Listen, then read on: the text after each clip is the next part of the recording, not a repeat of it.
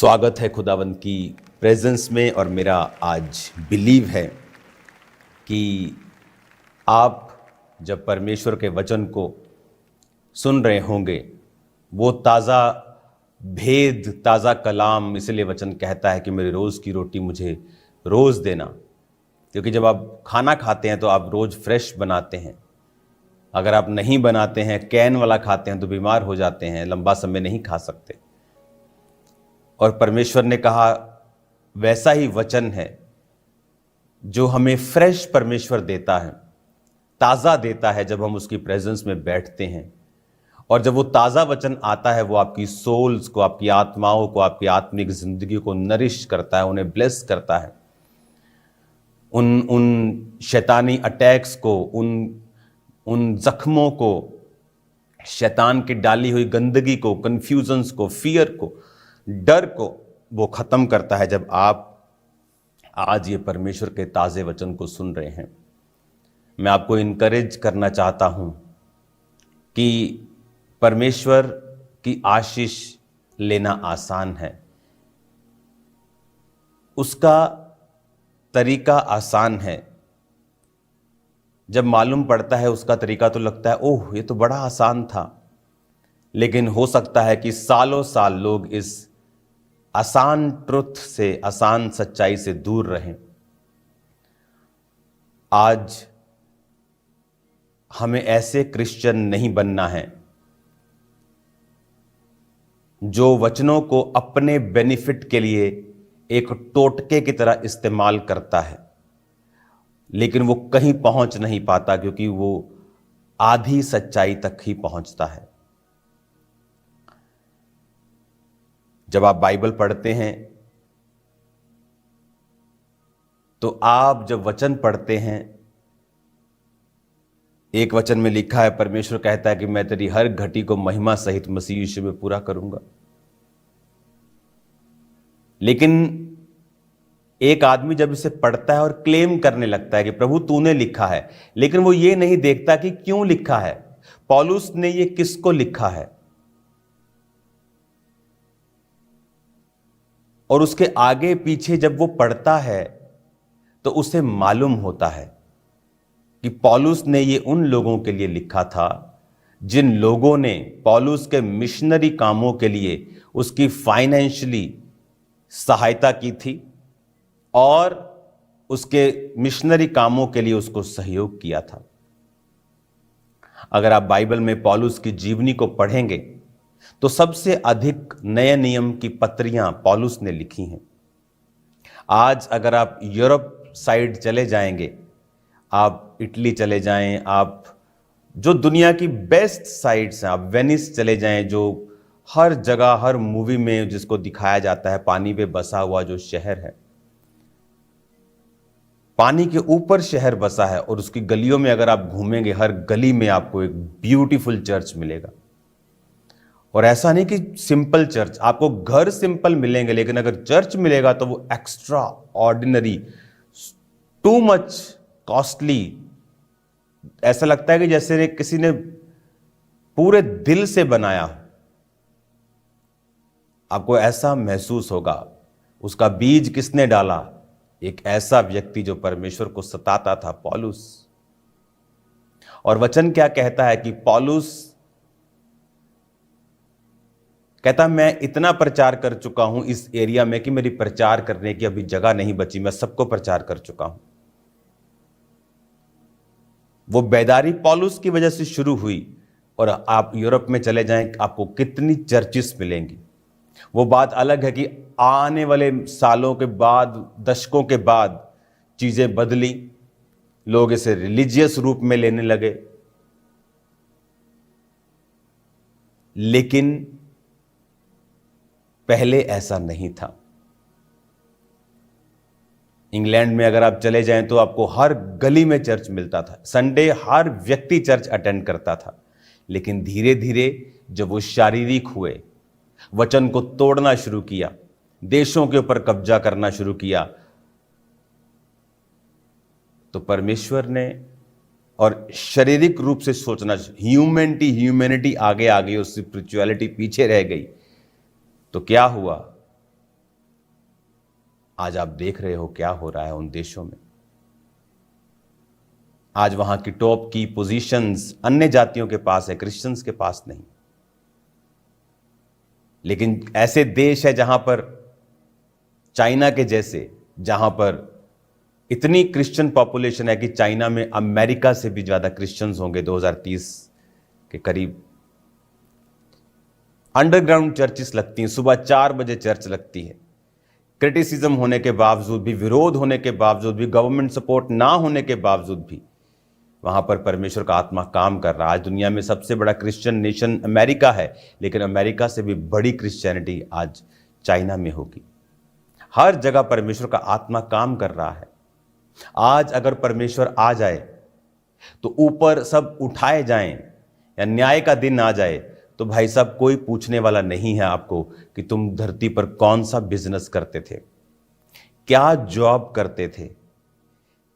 ऊपर एक ही चीज होगी कि वो कार्य जो पिता ने किया था कि अपने एक लौते बेटे यीशु मसीह नासरी को धरती के ऊपर भेजा था और वो तुम्हारे लिए मारा गया और गाड़ा गया और तीसरे दिन मुर्दों में से जी उठा। बता तुमने कितनों को सुसमाचार दिया, और नहीं तो कितने सुसमाचार की सेवकाइयां थी जिनका तूने साथ दिया। कौन सी ऐसी सेवा थी सुसमाचार को फैलाने वाली जिसमें तू एक्टिव भागी था। हम तो चुराने वाले बन गए आज कलीसियाओं से, चोरी करने वाले लोग आ गए आज कलीसियाओं में।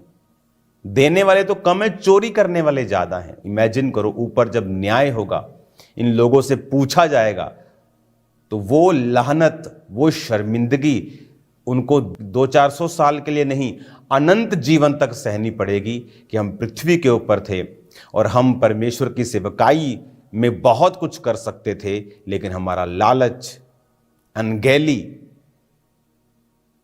अधीनगी ना करना हमें आज शर्मिंदगी का सामना करना पड़ रहा है। आज अगर सब उठा लिए जाए तो ऊपर कोई पूछने वाला नहीं तुम्हारी हाइट कितनी है, तुम कौन सी क्रीम यूज करते थे। परमेश्वर वहां पे स्पिरिचुअल चीजों का हिसाब लेगा। कितनी रूहों को तुमने बचाया, कितने भूखों को तुमने खाना खिलाया। पौलुस कहता है बाइबल में, बहुत से लोगों का नाम लेके कि इन लोगों ने मुझे धोखा दिया, और बहुत से लोगों को बोलता है कि ये लोग मेरे संग रहें और प्रभु सब चीजों का न्याय करेगा। वो तो कहता है बाइबल में। अब आप कहेंगे कि पौलुस तो बहुत बड़ा दास है, उसको कोई भी धोखा दे सकता है। बाइबल कहती बहुत से लोगों ने उसे चीट करने की कोशिश की, लेकिन सुसमाचार को उसने आगे रखा और उसने सुसमाचार को फैलाया और परमेश्वर ने सब चीजों का न्याय किया। आज धरती के ऊपर जब मुसीबतें आती हैं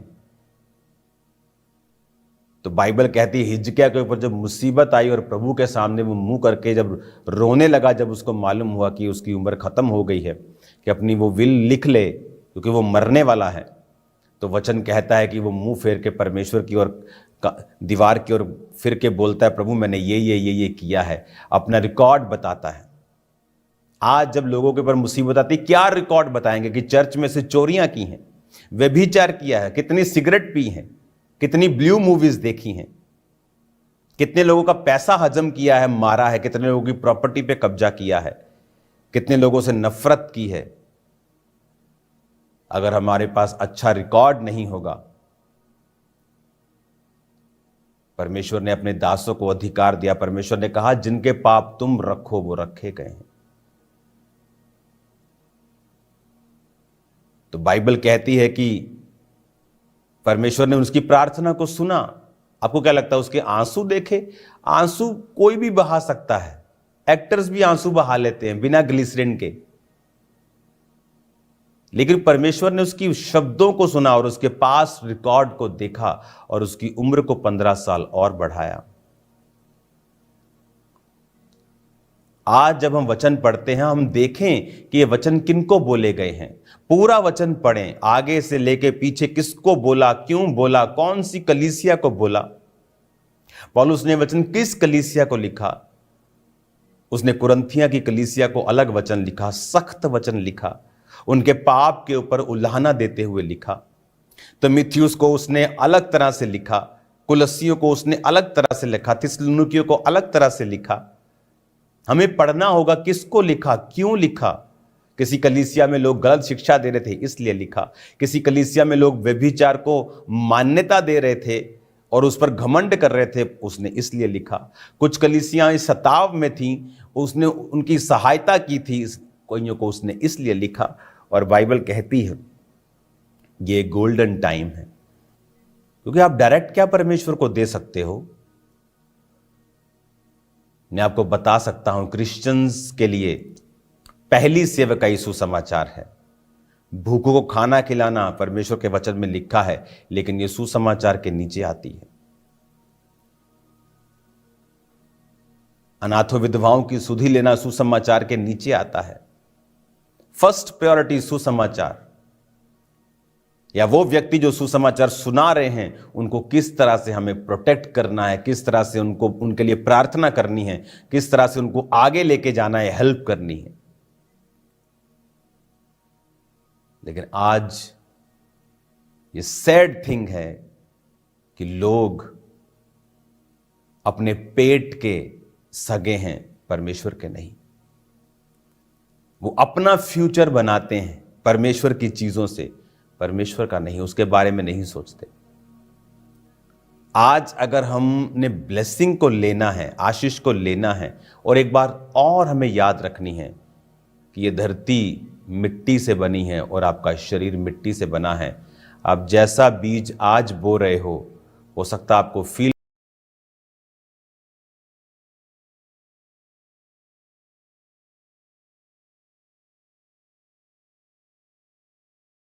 ना हो रहा हो, लेकिन आप काटने के लिए भी तैयार रहें जो आप बो रहे हैं।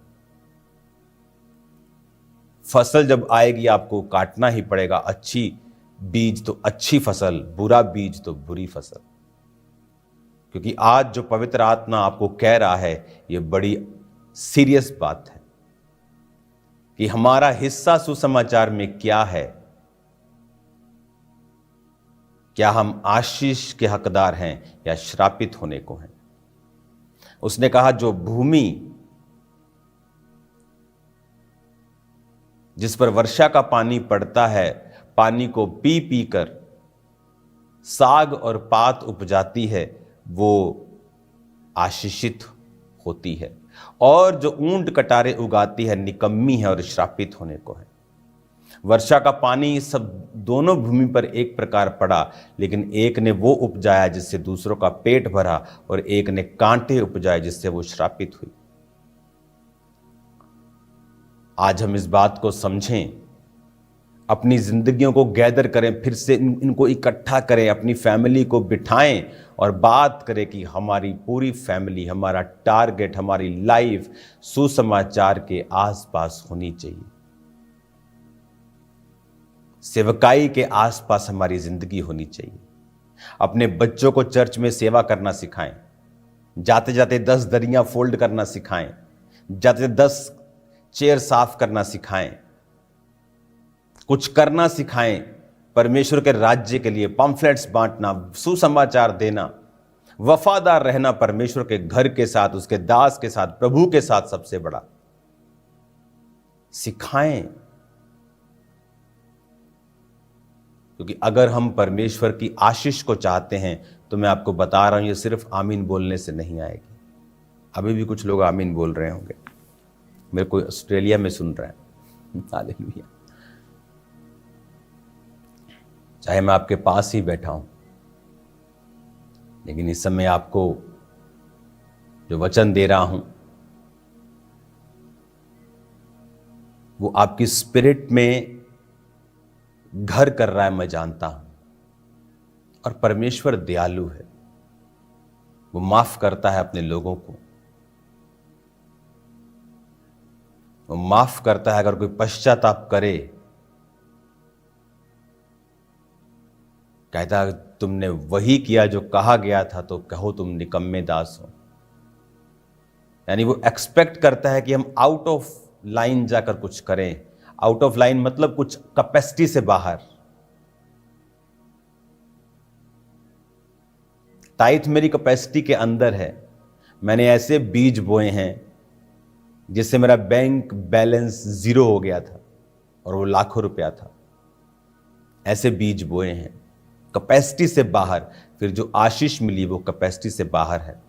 इसलिए जब बहुत से लोग आकर बोलते हैं कि हमें भी बड़ा चर्च चाहिए, तो मैं उनको डिस्करेज करने के लिए नहीं बोलता हूँ कि ये मुश्किल है। ऐसा नहीं कि मैं चाहता नहीं हूँ, मुझे पता है कि इसके लिए जो स्टेप्स हैं, अगर तुम उन्हें फॉलो नहीं कर पाओगे, ऐसे बड़े विश्वास के कदम है तुम नहीं ले पाओगे।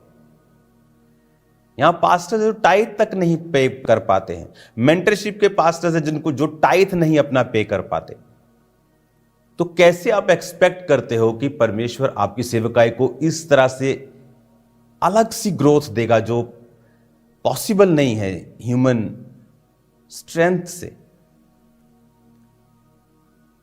हमें वचन के साथ जुड़ना होगा, हमें आंखें खोलकर देखना होगा कि परमेश्वर आज अपने दासों के जरिए से, आज के पतरस, आज के पौलुस, आज के जो लोग हैं उनके जरिए से परमेश्वर क्या कर रहा है कलीसियाओं में। हमें खड़े होना होगा प्रार्थना में, फाइनेंशियल सपोर्ट में, हमें खड़े होना होगा फास्टिंग में, खड़े होना होगा, हमें एक्स्ट्रा कुछ करना होगा। वो सिर्फ पैसों से नहीं होता है। आपके पास कोई वरदान है, कोई गिफ्ट है, आपके पास कोई पहुंच है, एक्स्ट्रा आपको इस तरह से बिहेव करना होगा कि this is the last day, मैं अपना ऊपर तक जोर लगा दूं इस काम को करने के लिए। क्योंकि परमेश्वर का राज्य जितनी तेजी से फैल रहा है, क्योंकि ये संसार का राज्य नहीं है। लोग बोलते हैं कि जब वो पंजाब में तो 20% लोग क्रिश्चियन हो गए हैं, अब ये अब धीरे धीरे अपनी सरकार बनाएंगे। मैं आपको बताना चाहता हूं, फिर ये दूसरों को प्रताड़ित करेंगे, क्रिटिसिज्म देंगे। मैं आपको बताना चाहता हूं, इंडिया की बहुत सारी स्टेट्स हैं जहां 90% क्रिश्चियंस हैं। कितनी स्टेट से आपको खबर आई कभी किसी हिंदू को, किसी सिख को, किसी मुस्लिम को मार दिया हो? क्रिश्चियंस की ही न्यूज़ क्यों आती है कि क्रिश्चियंस को सताया गया, इसको मार दिया, किसी को गाड़ी में जला दिया? अगर क्रिश्चियनिटी में हम शहीद लोगों का मनाना शुरू करें कि जितने क्रिश्चियनिटी में शहीद हुए, मैं आपको बता रहा हूं एक दिन में हजारों लोगों का हमें शहीदी दिवस मनाना पड़ेगा क्रिश्चियनिटी में। अभी पीछे एक न्यूज़ आ रही थी, एक देश में, आई थिंक ये म्यांमार में और इराक ईरान वाली साइड में, एक पास्टर को मार दिया। वो कहते हैं हमारे सामने झुक, उसने कहा मैं प्रभु के सामने नील करता हूं सिर्फ। ऐसे हजारों लोग क्रिश्चियनिटी के लिए रोज रोज रोज कुर्बान होते हैं। अगर हम कुर्बानियां मनाने लगे तो रोज हजारों कुर्बानियां मनानी पड़ेंगी हमें। तो क्रिश्चियनिटी में ये नई बात नहीं है। आज हमें यह समझना होगा कि मुझे अपना जीवन सेवकाई के आसपास ही बोना होगा। और फिर देखिए क्या होता है, देखिए कैसे वो स्वर्ग खोलता है, फिर देखिए कैसे वो लोगों को भेजता है, फिर देखिए क्या क्या वो आपकी जिंदगी में करता है, मार्वलस काम जो आपने सोचे भी नहीं होंगे, जो एक खरबोपति नहीं कर सकता है अपनी लाइफ में, वो आपको ऐसे ही दे देगा। लोगों को लगता है कि ये शायद पैसों से सब कुछ मिल जाता है, पैसों से बहुत कुछ मिल जाता है, लेकिन सब कुछ नहीं मिलता है। हो सकता है कोई व्यक्ति बहुत अमीर हो लेकिन अपनी फैमिली लाइफ से बिल्कुल भी सेटिस्फाइड ना हो, पर वो कुछ कह नहीं सकता। लेकिन एक क्रिश्चियन व्यक्ति जो सेवा में है, उसकी लाइफ को आप इमेजिन नहीं कर सकते इनसाइडली वो कितना ब्लेस्ड है अपनी लाइफ में, क्योंकि वो खुदावंद की सेवा में है। अपने जीवन को परमेश्वर के आसपास लगाएं, अपने बिजनेस को खुदावंद के लिए समर्पित करें। अगर मुझे घर लेना है कहीं तो मैं अपने पैसों से लेता हूं, मेरे अपने पैसों से। तो मैं खुदा से कह रहा था, परमेश्वर ये वाला बिजनेस अगर मैं ओपन करूंगा तो मैं तुझे अपना 50% पार्टनर बनाऊंगा, एक नए बिजनेस को मैं सोच रहा था अपने लिए खोलने के लिए, लेकिन अभी मैंने इसे शुरू नहीं किया। तो मैं खुदा से बात कर रहा था, परमेश्वर तो मेरा 50% उसमें पार्टनर होगा उस बिजनेस में। तो अपनी लाइफ, अपनी सेवकाई, अपना जीवन जब हम परमेश्वर के लिए समर्पित करके चलाएंगे, वो आपको गाइड करेगा, वो आपके संग होगा। राजा तेरे आरोहण के प्रताप के लिए आएंगे। हालेलुया। फिर वचन पूरे होंगे, वो वचन जो उसने अपने लोगों के लिए लिखे हैं, वो योजनाएं पूरी होंगी जो उसने अपने लोगों के लिए बनाई हैं। वो तो वेट कर रहा है परमेश्वर कि कब मेरे लोग समर्पित होकर पूरी तरह से मेरे साथ चलेंगे और मैं अपनी योजनाओं को उनकी जिंदगियों में पूरा करूंगा। वो तो इंतजार कर रहा है, वो तो वेट कर रहा है।